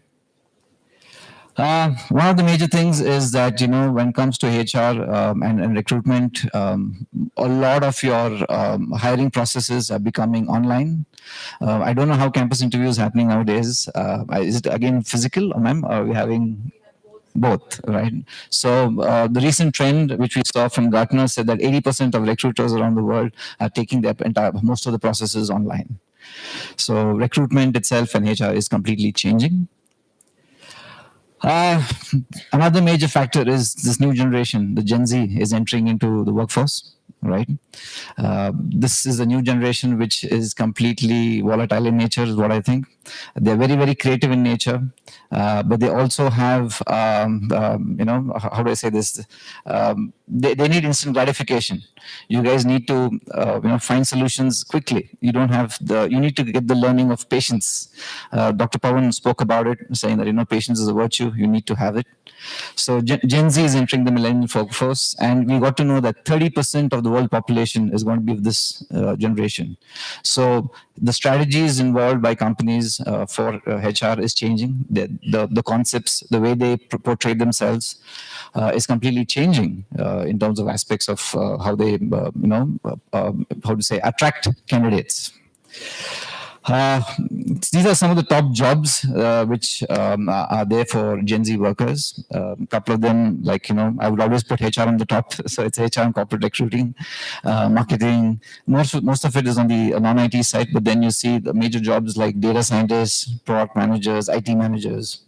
IT specialists, business development. So these are the top jobs which are coming up for candidates or students who are looking at opportunities in this generation, right? 2023 also is going to be more about bringing in candidate experience and branding. HR nowadays is more focused on helping candidates understand what kind of a company they are. The entire branding strategy of theirs, the experience that they want to bring in, while doing recruiting or even your employer branding has improved. When I say employer branding, I'm talking about getting an employee to feel the presence of the organization, understand the value, the culture, the mission, what the company is going through. So a lot of changes are there when you see when it comes to HR. Candidate experience mainly would be more because when you guys apply for a job, it was quite different from when I had to apply for a job, right? Campus interviews were in a very different form. Nowadays, you have access to technology, you have access to digital content. Half the processes have gone online. So the whole nature of this is going to change in 2023. HR is going to be more looked at on a leadership point of view, right? If you see the way it's been going through in companies, you can see that a lot of change management is going to take place. HR has a lot of emphasis towards leadership. Couple of things that the people and the leaders are looking at is, HR was just considered initially as a shared function, but today it's become a very primary function because the company, when it brings in talent, it has to get in the right talent, right? Analytics and data is going to play a major role in 2023. Right, organizations look at data in a very, very strong, insightful way. For example, if you look at time to hire, right? Nowadays, the time to hire is getting longer and longer. Companies are trying to find solutions where you can shorten the time, in terms of sourcing candidates, in terms of validating them. HR is finding it difficult for, managing, payouts, how to make a large amount of payouts. So HR is changing. 2023 is bringing out a lot of new data science into it, which is simplifying these processes, right? There is definitely a higher emphasis on skills, competencies and various other attributes. Companies are not just looking for employees as such, they're looking for entrepreneurs like Dr. Pawan and Suresh was talking about. They want people who work with leadership qualities. They want people with teamwork, responsibility. They want people with awareness, decision-making, communication, organization skills, problem-solving, result orientation, and ethics, right? So a lot of these combined factors are what this year is going to be bringing in out when people are looking for opportunities. A couple of the top metrics that HR is going to be using and has been using for a longer period of time. A couple of them would be things like cost per hire, time to hire, absenteeism, diversity ratios. So there is a higher emphasis this year and forward, where metrics are evaluated at a higher level. everybody has been talking about diversity, equality, and inclusion. So, this year or the year onwards, or what we've seen as a new trend which has been happening, is people talk more about belonging, dignity, and justice. I understand people say, hey, it's December, Pride Month, let's put a colored flag on our profile pics and say, yeah, let's celebrate diversity. That's not it. It's all about bringing a sense of belonging in your organization, having drives, being open about sexual orientation of people, hiring people of different diversities. So the whole process is going on, and then a lot of companies are adapting to this culture this year. Dignity is very, very important at work. I think if you would have seen recently, a couple of months back, somebody went online and fired people, I think around, just made a statement and fired a lot of people, right? It was a very big company. So treating people with dignity and respect while exits are going to happen. The way an interviews are being conducted. A lot of other factors come into place when you look at DEI. So this year and year forward, there's more focus towards this. Definitely, employees and HR is. HR is looking a lot into improving employee benefits. If you see the kind of benefits which were given before and now, companies are giving more emphasis towards an employee's healthcare. You would see their compensation benefits changing a bit. There is a lot of other things added. A lot of organizations have included, pet care. I don't know if you know about it. A couple of companies do it. There is also inclusions of health, life insurances. A lot of wellness is added into employees' health nowadays. So HR post-pandemic has concentrated more on employee well-being, making sure that they add a lot more value to the individual's life than just for them to do their job. Right. Yes, definitely there's increase in effort in employee retention. One of the major functions of HR is to retain employees, and this year they have found that they need to keep improving on it. Couple of major impact which has happened with these strategies is that they've involved career development programs. A lot of employee recognition programs and appreciation programs have taken place. Making it a flexible or a remote friendly work environment. Compensation benefit plans have improved and having better hiring and onboarding process. Right. So a higher emphasis is given towards employee recognition programs on the rise. Things like employee of the month has now been a lot of appreciations do happen. Weekly shout outs on social media takes place. So a lot of emphasis goes towards employees, compared to what it used to be before. 30%, this was a survey which we did got through Indeed.com. It said that 30% of people who left a job within the first 6 months said that being recognized more for their unique contributions could have helped them to stay longer. So which means that, if you appreciate employees, they will definitely stay longer with you. Right. There is a huge demand for upskilling. So 2023 is more about, getting to learn new knowledge, new skill sets, improve yourself. 60% of HR executives reported that CEOs were looking out for employees who possess unique skill sets for the future. Right. The future job report said 40% of employees in companies will need to reskill for 6 months. So companies are investing a lot onto training the employees, adding new skill sets to them. And it's going to definitely help the organizations to grow. Right. Another major changes that you see in the past year or so is that gig work is happening. I'm sure all of you know what is gig work, right? Remote working, gig working, moonlighting. So a lot of it is going to be happening soon. A lot of them and some of the companies have only employed gig workers. There are a lot of organizations that we work with where they have only their core team as a permanent employees, but rest of all other aspects have been given to gig workers. Simple things like content management, digital marketing, things like even part of your sales, right? Your sales and business development has been given out to gig workers to do it on their own. It's a unique model which a lot of organizations looking through, and thanks to pandemic, gig working has improved a lot. So these are the couple of the emerging trends that we spoke about. Remote interviewing has always been growing. Right all the way up till contingent workers. These are the top emerging trends that we've seen through. So this is what HR actually does. Good afternoon, sir. I'm Vinutha from MBA department. My question is for Mr. G.K. Suresh, sir. So, what do you suggest for startups, whether to plan strategy for next 5 years first or plan strategy to survive in the market first? Yeah, I think it's a good.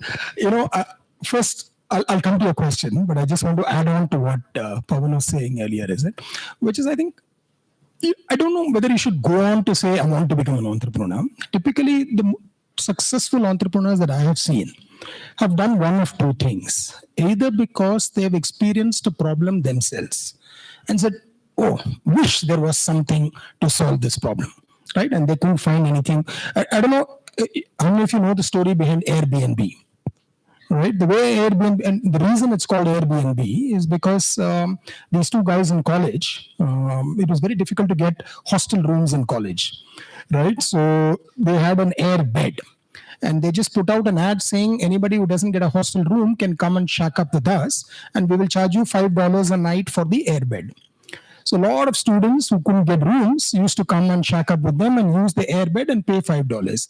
Then they realized it's a huge opportunity, right? So there are lots of people who have space at home, and there are lots of people who require space.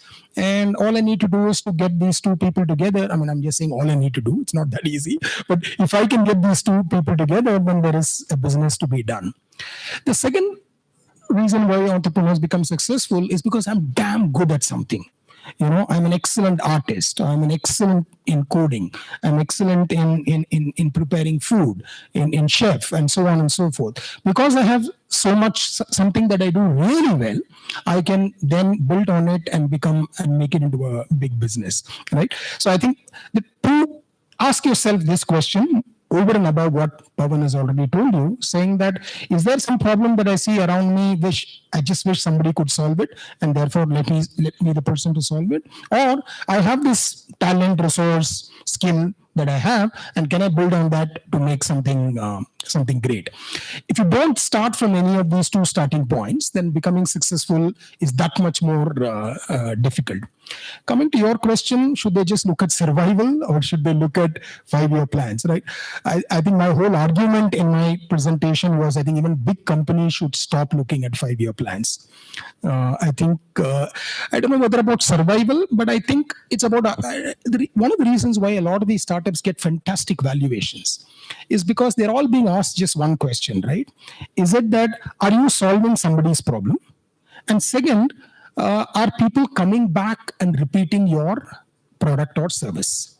I think that's the only thing you need to be focused on. Whatever startup you have, is it genuinely solving somebody's issue?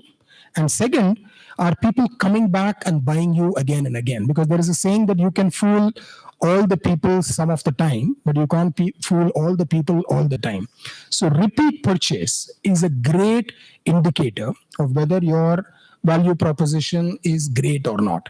So as long as customers are coming and trying your product, and many of them are coming back to use your product a second time and a third time, I think that's the only thing you should focus on. If that happens, money will follow. Thank you, sir.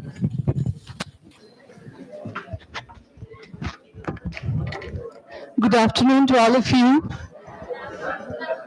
And before we conclude the session, I think you need to give the three people sitting here, the resource people, a big round of applause.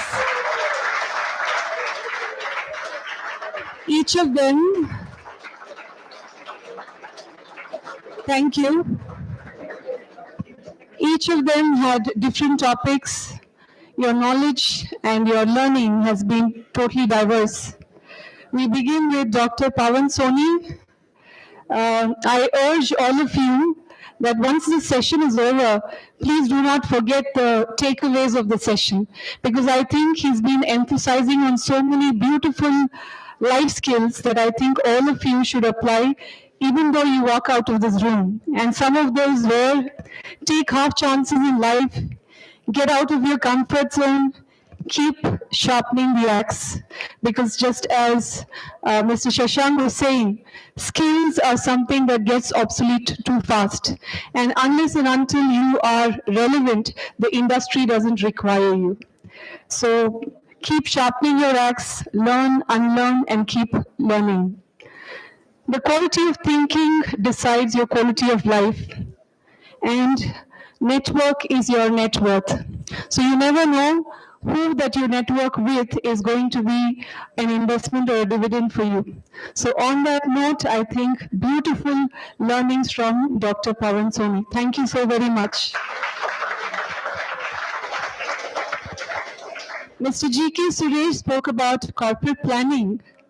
And I think one of the biggest difference between good companies and great companies are their strategy. How effective are their strategies and what makes them have a competitive advantage over others. So most of the companies that you see of late which are successful, be it an Apple, be it a Google, or be it a Facebook, I think one thing that sets them on pace and gives them the lead is their corporate strategies. So I think Mr. G.K. Suresh, with his beautiful illustrations of Zara company, the trend spotters, and how they are able to, convert that knowledge of customers into feasible products, I think that was great learning. Thank you so very much, Mr. Suresh. Our last speaker, Mr. Shashank. We are all familiar with beautiful terms like B2B. Any guesses what is B2B? We have B2C. I think he spoke more about H to H, which is human to human. And today, organizations think of human beings as their most important asset and investment. And I think his presentation throughout emphasized, the Gen Z, when you're getting into the industry, what are you going to expect? How the workplace is going to be different, and how important it is to have the right attitude. So attitude is the most important aspect that you probably need to develop and concentrate upon. So on that note, once again, before I end up thanking all the speakers again, once again to the audience who've been very interactive, very engaging, thank you so very much. And I trust and hope that these 3 sessions, right from the inaugural session that we had with Mr. Suradeep, all that has been tremendous learning for all of you, and you would appreciate what you have taken away today. Thank you so very much.